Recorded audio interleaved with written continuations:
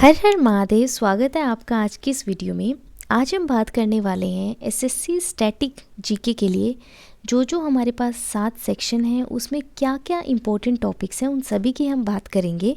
हमारे पास मोटा मोटी 7 सेक्शन है, history, polity, geography, economics, physics, chemistry, biology. आपको ये सारे टॉपिक करने के बाद में आप आराम से मेंस में 40+ और प्री में आप 25+ स्कोर कर लेंगे। सबसे पहले हम बात करते हैं हिस्ट्री की। हिस्ट्री के इम्पोर्टेंट टॉपिक्स हैं इंडस वैली सिविलाइजेशन। वैदिक पीरियड में आपको अर्ली वैदिक पीरियड और लेटर वैदिक पीरियड के बारे में पता होना चाहिए। इसी में सारे स्क्रिप्चर्स और बुक्स भी आ जाएंगी। फिर आता है बुद्धिज़्म और जैनिज़्म। इसके बाद में आपको पढ़ना है मगध एम्पायर और उसमें जो डायनेस्टी थी उनके बारे में, मगध डायनेस्टी और उसके दौरान क्या हुआ और मगध डायनेस्टी के बाद में क्या हुआ, ये चीज़ें आपको पढ़नी है।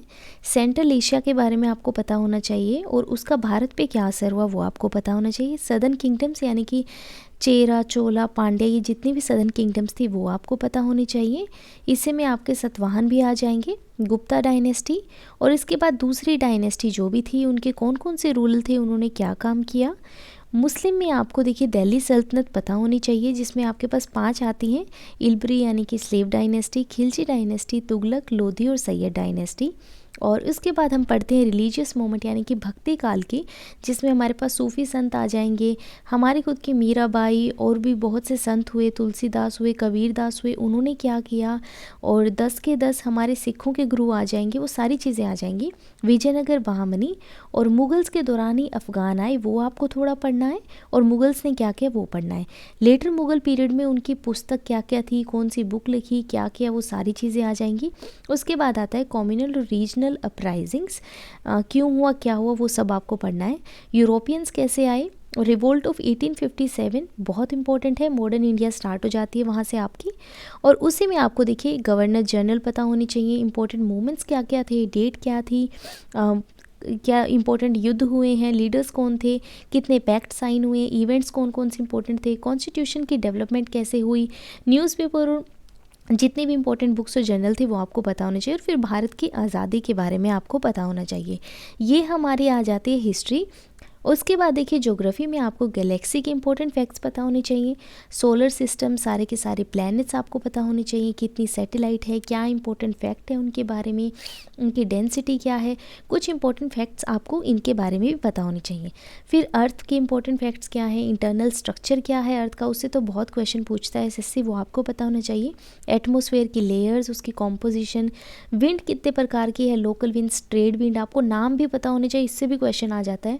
हाइड्रोस्फीयर, इसके बाद में वर्ल्ड के फिजिकल फैक्ट यानी कि समुद्र कितने हैं, नदियाँ इंपॉर्टेंट, आइलैंड्स, कॉन्टिनेंट, ये सब आपको पता होने चाहिए। कॉन्टिनेंट से तो क्वेश्चन आ जाता है कि इनको सीक्वेंस में अरेंज करो, कौन सा बड़ा है कौन सा छोटा है, और काफ़ी ऐसे क्वेश्चन आ जाते हैं।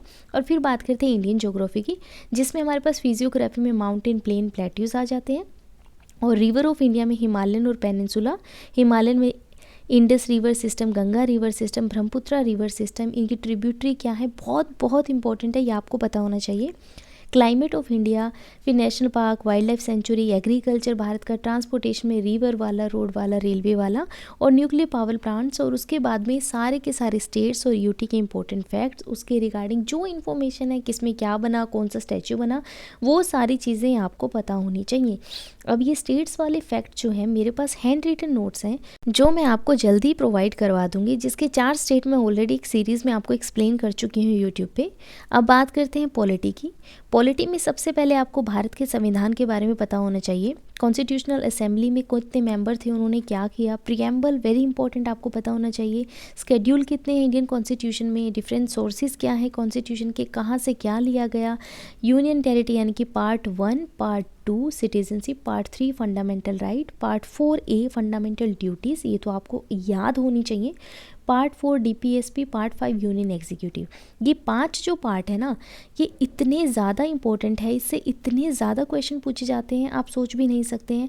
ये 5 पार्ट आपको टिप्स पे होने चाहिए, अच्छे से समझ आने चाहिए और याद होने चाहिए।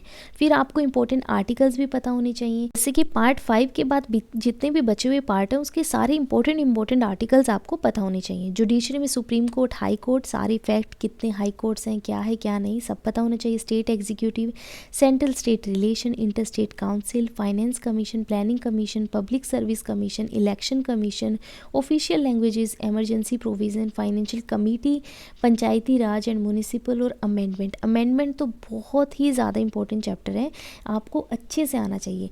ये शायद 22 या 24 चैप्टर हैं जो आपको पता होने चाहिए। यहाँ से आपका पूरा पॉलिटी जो है कंप्लीट हो जाता है। इकोनॉमिक्स की बात करें तो एसएससी काफ़ी क्वेश्चन इकोनॉमिक्स से पूछने लग गया है, तो इसमें आपको इकोनॉमिक प्लानिंग इन इंडिया, जिसमें हमारे सारे 5 ईयर प्लान, उनका नाम क्या था, किसने स्टार्ट किया, इससे तो बहुत बार क्वेश्चन पूछे जाते, तो ये आपको अच्छे से आना चाहिए। इंटरनेशनल ऑर्गेनाइजेशन आपको पता होनी चाहिए, कहाँ हेड क्वार्टर है, क्या है। Banking in India, agriculture, demographic profile important है। 2011 का सेंसस आपको डीपली पता होना चाहिए। इतने इन डेप्थ क्वेश्चन पूछता है सेंसस से, तो आपके होश ही उड़ जाएंगे, तो आपको अच्छे से आना चाहिए।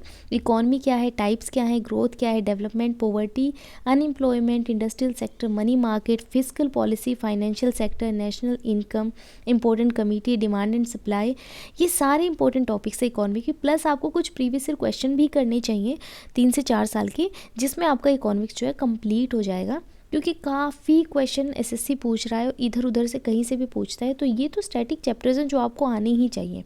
अब बात करते हैं साइंस की।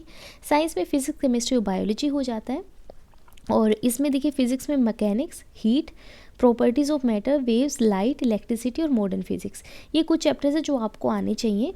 और केमिस्ट्री की बात करें तो इंपॉर्टेंट कॉन्सेप्ट आपका इंट्रोडक्शन हो जाता है, एटॉमिक स्ट्रक्चर हो जाता है, radio activity, chemical bonding, redox reaction, gas laws, solution, acid base salt, energetics और colloids, electrochemistry, inorganic, organic chemistry, man made materials और इन्वायरमेंट। देखिए मैन मेड मटीरियल, इन्वायरमेंट और एसिड, बेस एंड सोल्ट, ये 3 chapter बहुत important है। बाकी जो chapters है साइंस वालों के लिए तो सही है, नॉन साइंस वालों के लिए ट्रिकी हो जाते हैं। बायोलॉजी तो सारे ही इंपॉर्टेंट है, cell biology, virus, bacteria, classification of plant and animal बहुत इंपॉर्टेंट है, nutrition, digestive system, respiratory, circulatory system, blood, osmoregulation, excretory system, endocrine, nervous और skeleton system, plant physiology, evolution और इकोलॉजी, ये सारे चैप्टर इंपॉर्टेंट है। और एक बात और, इन सारे ही टॉपिक्स की सेक्शन के हिसाब से मैंने टेलीग्राम पे पीडीएफ प्रोवाइड करवा रखी है अपनी बुक की। मैंने अपनी एसएससी की प्रिपरेशन इसी बुक से की है स्टैटिक पार्ट के लिए, तो आप इस पे बिल्कुल रिलाई कर सकते हैं। सारी पीडीएफ आपको टेलीग्राम पे मिल जाएंगी, सेक्शन के हिसाब से, चैप्टर के हिसाब से, और इसी सीक्वेंस में मिल जाएंगी, आप उनको पढ़ सकते हैं। फिर भी आपको कोई भी डाउट आप मुझे कॉमेंट में बता देना। अपनी तैयारी को अच्छे से करते रहिए। हर हर महादेव।